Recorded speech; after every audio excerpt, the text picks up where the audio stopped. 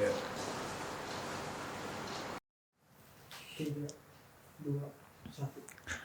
Assalamualaikum warahmatullahi wabarakatuh. Alhamdulillah. Alhamdulillahil azizil ghaffar. Al-azimil sattar. Mukawwiril layli 'alan nahar. Wa mukawwiril nahari 'alal layli tabsiratan wa dzikra lidzawil qulubi wal absar. Asyhadu an la ilaha illallah wahdahu la syarikalah. Wa asyhadu anna sayyidana wa nabiyyana Muhammadan abduhu wa rasuluh wa nabiyyuhu wa safiyyuhu wa khaliluh syahadatan nafuzu biha fi hadhihi dunya ila daril qarar. Wa nastami insyaallah subhanahu wa ta'ala fi jannatin tajri min tahtiha al-anhar. Allahumma salli wa sallim wa barik wa karrim ala sayyidina wa maulana Muhammad nuril anwar wa sirril asrar wa tiryakil aghyar wa miftahi babil yasar wa ala alihi al-athhar wa ashabihil akhyar wa man ala minhajihim qad sar wa alaina ma'ahum wa fihim birahmatika ya azizu ya karimu ya ghafar. Amma ba'du, usikum wa iyaya bitaqwallah faqad fazal muttaqun. Ma'asyiral hadirin wal hadirat, ikhwanana, saudara-saudara semua yang hadir ataupun yang menyaksikan tayangan yang barokah ini, mudah-mudahan kita semuanya selalu dipersatukan oleh Allah Subhanahu wa taala dalam area rahmatnya, dalam area ridhonya, dan kita dimudahkan oleh Allah Subhanahu wa taala untuk melaksanakan semua hal yang diridhoi oleh Allah Subhanahu wa taala. Gerak-gerik kita, langkah kita, pembicaraan kita, pertemuan kita, mudah-mudahan semuanya adalah bernilai. Wa tazawwadu fa inna khairaz zadi taqwa wattaquni ya ulil albab. Berbekal dirilah kalian semuanya, dan sebaik-baik bekal adalah ketakwaan kepada Allah Subhanahu wa taala. Demikian juga nilai persahabatan, nilai keakraban, nilai perkenalan dengan kadar ketakwaan kepada Allah Subhanahu wa taala. Itulah persahabatan yang insya Allah bermanfaat di dunia sampai kelak nanti di akhirat. Allah berfirman, al-akhillau yawma idzin ba'duhum li ba'din aduun illal muttaqin. Semua kawan pada hari kiamat kelak satu sama yang lain bermusuhan kecuali mereka orang-orang yang bertakwa. Mudah-mudahan Allah Subhanahu wa taala mengaruniakan kepada kita semuanya sifat takwa di dalam hati kita, sehingga kita semuanya keakraban kita karena Allah Subhanahu wa taala. Amin ya rabbal alamin. Alhamdulillah atas semua anugerah dan nikmat yang telah diberikannya kepada kita. Salawat dan salam yang agung, yang mulia, yang teristimewa, mudah-mudahan selalu dihaturkan kepada baginda Nabi Muhammad sallallahu alaihi wa alihi wa sahbihi wasallam. Wasilah terbesar kita kepada Allah Subhanahu wa taala dan sabab teristimewa dalam semua anugerah yang telah diberikan oleh Allah Subhanahu wa taala kepada kita, dan kemuliaan di dunia dan kelak nanti di akhirat insyaallah berkat baginda Nabi Muhammad sallallahu alaihi wa alihi wasallam. Tak lupa keluarga, sahabat dan semua pengikutnya ila yaumil qiyamah. Ikhwanana, saudara-saudara semua rahimakumullah. Berjumpa kembali kita di dalam halaqah min ajli Rasulillah sallallahu alaihi wasallam. Karena Rasulullah sallallahu alaihi wasallam. Demi Rasulullah sallallahu alaihi wasallam. Keinginan untuk lebih dekat kepada Rasulullah. Keinginan untuk mendapat pandangan ridho dari Rasulullah sallallahu alaihi wasallam. Keinginan untuk lebih menyelami rahasia-rahasia kehidupan dan sejarah baginda Nabi Muhammad sallallahu alaihi wasallam saat hidup di muka bumi yang sesaat, namun nilainya, barokahnya, pembelajarannya, ibrahnya untuk seluruh umat ila yaumil qiyamah. Akhir dari pertemuan kita kemarin, kita membahas tentang Rasulullah sallallahu alaihi wasallam berkeinginan untuk membangun masjid. Di antara program Rasulullah pertama kali setelah beliau tinggal di rumah Abu Ayyub Al-Ansari di kota Madinah, Yathrib, yang sudah kita jelaskan beberapa adab-adab dari keluarga Abu Ayyub Al-Ansari. Dan kita juga telah sampaikan bagaimana kegembiraan gadis-gadis kecil yang mereka berdendang di pagi hari menjadikan Rasulullah turun dari rumah tersebut. Mereka mendendangkan nahnu jawarin min bani najari ya habadha Muhammadun min jari. Kami adalah gadis-gadis kecil dari kabilah Bani Najjar. Dan alangkah gembiranya dan alangkah beruntungnya memiliki tetangga baginda Nabi Muhammad sallallahu alaihi wasallam. Rasulullah SAW bertanya kepada mereka, apakah kalian cinta kepadaku? Mereka menjawab, na'am ya Rasulullah. Rasulullah menjawab, dan Allah maha mengetahui kalau hatiku juga mencintai kalian. Beliau adalah sosok yang penuh dengan rahmat. Wa ma arsalnaka illa rahmatan lil alamin. Maka beruntunglah orang-orang yang di dalam hatinya ada kecintaan dan ta'zim sehingga dia merindukan kepada baginda Nabi Muhammad sallallahu alaihi wasallam dan memperbanyak sholawat kepada beliau. Telah kita jelaskan juga bahwa Rasulullah sallallahu alaihi wasallam menawar tanah yang dekat sama Abu Ayyub Al-Ansari, yang tanah tersebut tapak pertama Masjid Nabawi sekarang. Yang disebutkan onta baginda Nabi Muhammad sallallahu alaihi wasallam turun di area sekitar sekarang mimbar baginda Nabi Muhammad sallallahu alaihi wasallam. Rasulullah menanyakan, ini tanah siapa? Mereka mengatakan bahwa ini adalah tanah milik dua anak yatim, yaitu Suhel dan Sahal, putra Rafi' bin Amr dari kabilah Bani Najjar, yang dua anak yatim ini diasuh oleh Sayyidina As'ad bin Zurarah, salah satu sahabat-sahabat pertama dari sahabat Ansor yang Islam sejak Bai'atul Aqabah yang pertama. Kemudian ditawarlah oleh Rasulullah SAW yang sebetulnya mereka tidak mau. Dan demikian juga seluruh kabilah Bani Najjar, mereka mengatakan, ya Rasulullah la natlub thamanahu illa ilallah. Kami tidak meminta upah atau tidak minta harga dari tanah ini kecuali nanti kita meminta kepada Allah Subhanahu wa taala. Namun Rasulullah tetap memaksa untuk membayar tanah tersebut. Dan sudah kita jelaskan Sayyidina Sahal dan Sayyidina Suhel adalah di antara sahabat-sahabat yang selalu ikut perang sama Rasulullah SAW. Bahkan Suhel termasuk ahli Badar. Suhel termasuk ahli Badar. Tapi Sahal tidak ikut perang Badar karena kecil. Tapi di semua peperangan di zaman Rasulullah SAW, Suhel dan Sahal selalu mengikuti peperangan tersebut.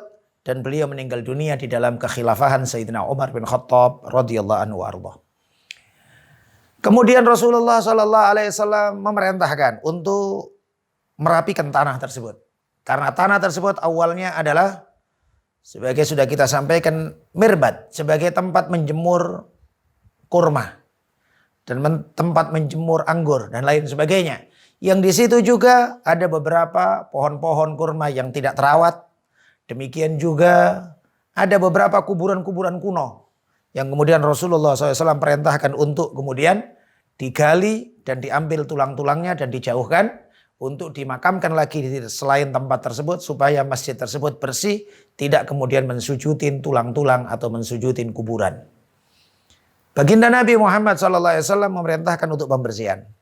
Kemudian dibersihkanlah tanah-tanah tersebut dan mulailah para sahabat untuk bergotong royong membangun masjid pertama kali.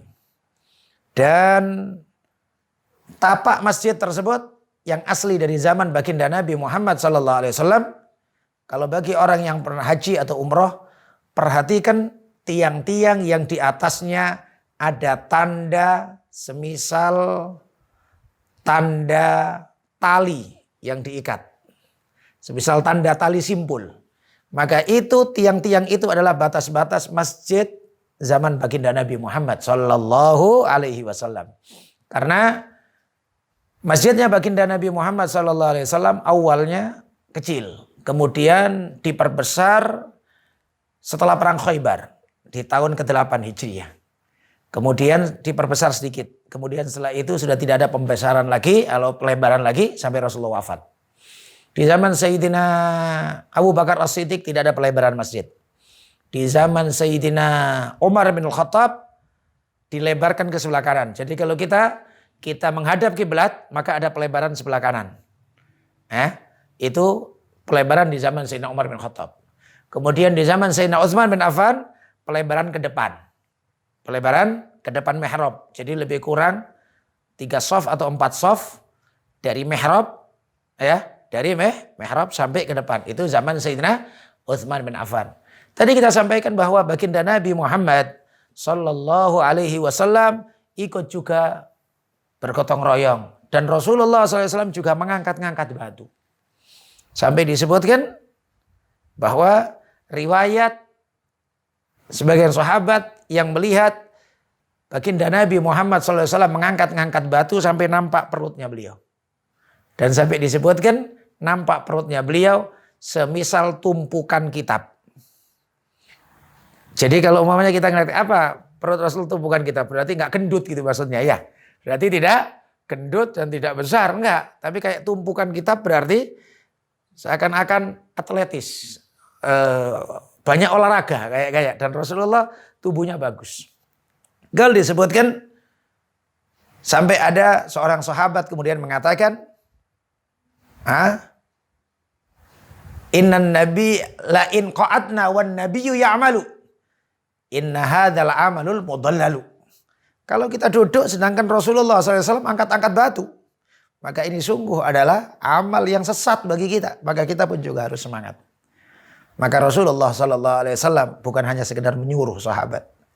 Rasulullah SAW memberikan contoh gimana membangun masjid dan bergotong royong karena Allah Subhanahu wa Ta'ala. Dan mereka mendendang-dendangkan syair yang mereka mengatakan, Allahumma la aisha illa aishul akhirah farhamil ansar wal muhajirah. Ya Allah, tidak ada kehidupan kecuali kehidupan akhirat. Maka rahmatilah orang Ansar dan orang-orang Muhajirin. Rasulullah sallallahu alaihi wasallam ikut berdendang, tapi subhanallah ada perubahan bahasanya. Nabi mengatakan, Allahumma la aisha illa aishul akhirah farhamil muhajirin wal ansar. Ya Allah, tidak ada kehidupan kecuali kehidupan akhirat. Farhamil muhajirin wal ansar. Rahmatilah orang muhajirin dan ansar. Kalau tadi para sahabat mengatakan farhamil ansar wal muhajirah. Karena ada kecocokan. Tadi kan ujungnya kan akhirah. Allahumma la aisha illa aishul akhirah. Farhamil ansar wal muhajirah. Sesuatu yang biasa orang Arab ahli syair. Tapi baginda Nabi Muhammad SAW disebutkan dalam surat Yasin. Wa ma 'allamnahu syi'ra wa ma yanbaghilah. In huwa illa dzikrun wa Qur'anun mubin. Kami tidak mengajarin syair kepada Nabi Muhammad. Dan tidak seyogyanya syair untuk Nabi Muhammad. Kenapa? Karena biasanya syair itu adalah biasanya. Bahasanya entah kemana-mana. Entah orang-orang syair itu biasanya bahasa lebay. Bahasanya itu berlebih-lebihan. Bahasanya itu adalah memaksakan diri. Ya. Bukan berarti Nabi tidak bisa syair, bukan. Atau Nabi tidak suka syair. Seringkali juga Nabi kadang-kadang menyuruh para sahabat untuk mendendangkan syair. Dan Rasulullah SAW juga disebutkan dalam hadis Sahih Bukhari, meletakkan satu mimbar khusus, kursi khusus untuk Sayyidina Hasan bin Thabit, seorang sahabat ahli syair, untuk menggubah syair-syair memuji Rasulullah Sallallahu Alaihi Wasallam. Tapi khusus untuk Rasulullah. Karena Rasulullah SAW istimewa, Nabi tidak berkata-kata syair. Perkataan Rasulullah adalah zikir. Perkataan Rasulullah SAW adalah ilmiah. Perkataan Rasulullah SAW adalah nilai wahyu. Wa ma yantiqu anil hawa in huwa illa wahyun yuha. Maka bergotong royonglah para sahabat yang disebutkan kiblatnya diberi batasan beberapa pohon kurma. Diberi batasan pohon kurma. Kemudian pintu masjid hanyalah dibuat pintu dari batu-batuan. Pintu dari batu-batuan yang ditumpuk-tumpuk. Ya, kemudian dikasihlah batasan semisal mungkin kita mengistilahkan separuh batu. Ya, kemudian dikasihnya hanya sekedar dari labinah. Labinah itu adalah kalau kita orang menyebut batu bata. Tapi labinah itu adalah batu bata yang belum dibakar. Jadi dia kering dengan panas terik matahari saja. Itu labinah. Belum sampai dibakar, kalau kita kan batu bata itu namanya. Yang merah sampai apa segala macam batu bata. Tapi ini batu tanah liat yang dicampur-campur, kemudian mungkin sebagian kalau di Hadramut dicampur dengan dedaunan-dedaunan atau ranting-ranting yang kering, kemudian dikeringkan, kemudian dijadikan batasan-batasan tembok. Kalau disebutkan ada juga riwayat bahwa Sayyidina Ammar bin Yasir, sahabat lain membawa satu batu. Tapi Sayyidina Ammar bin Yasir bawa dua batu. Bawa dua batu. Sampai Rasulullah SAW kasihan sama Sayyidina Ammar karena banyak debunya. Kemudian Rasulullah yamfad turabah. Rasulullah SAW membersihkan tubuhnya Sayyidina Ammar bin Yasir. Debu-debunya dibersihin sama tangannya Rasulullah SAW. Dan sebagian riwayat juga ada yang mengatakan bahwa atau mungkin gurauan sahabat. Ya, sebagian riwayat mengatakan Sayyidina Ammar karena dulunya budak Sayyidina Ammar bin Yasir di kota Mekah, dikasih sahabat dua batu. Jadi agak berat. Ditanya Rasulullah, Sayyidina Ammar bin Yasir mengatakan, "Ya Rasulullah, innahum qataluni." Mereka ini mau membunuh aku ya Rasulullah, katanya. Rasulullah kemudian jawab, "Laisu biqatilik." Mereka tidak membunuhmu wahai Ammar bin Yasir. Wahai Ammar bin Yasir, taqtulukal fi'atul baghiyah. Kau nanti akan yang membunuh adalah kelompok pemberontak. Yang membunuh engkau adalah kelompok pemberontak. Sabda Rasulullah sallallahu alaihi wasallam. Kejadian kapan pemberontakan? Zaman Nabi tidak ada pemberontakan. Zaman Nabi enggak ada pemberontakan. Zaman Sayyidina Abu Bakar As-Siddiq tidak ada pemberontakan. Ada beberapa orang yang murtad diperangin sama Sayyidina Abu Bakar As-Siddiq. Jelas Islam melawan kafir, orang yang murtad. Yang ngaku jadi nabi jelas. Tapi sama muslim tidak ada. Zaman Sayyidina Umar bin Khattab tidak ada. Zaman Sayyidina Utsman tidak ada.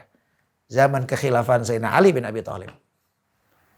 Sekitar hampir 30 tahun. Kalau boleh kita katakan 40 tahun dari sabdanya Nabi ini. Karena Sayyidina Ali bin Abi Thalib di tahun 40 Hijriah. Sedangkan ini adalah awal-awal hijrahnya baginda Nabi Muhammad sallallahu alaihi wasallam. Nabi bersabda, "Wah Ammar, taqtulukal fi'atul baghiyah." Kasihan kau Ammar, nanti kau akan dibunuh sama kelompok pemberontak. Sayyidina Ammar bin Yasir mengatakan, "A'udzubillah min jami'il fitan." Aku mohon perlindungan kepada Allah dari berbagai macam fitnah. Yang akhirnya ujungnya di saat kekhilafan Sayyidina Ali bin Abi Thalib banyak terjadi pemberontakan.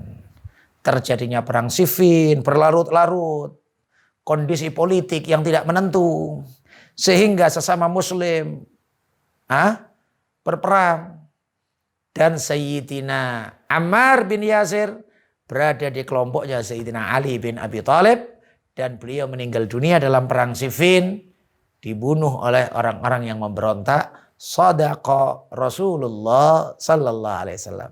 Benarlah Rasulullah sallallahu alaihi wasallam. Maka ini diantara beberapa kejadian pertama kali hari-hari pertama Rasulullah sallallahu alaihi wasallam di kota Yathrib atau Madinah membangun masjid.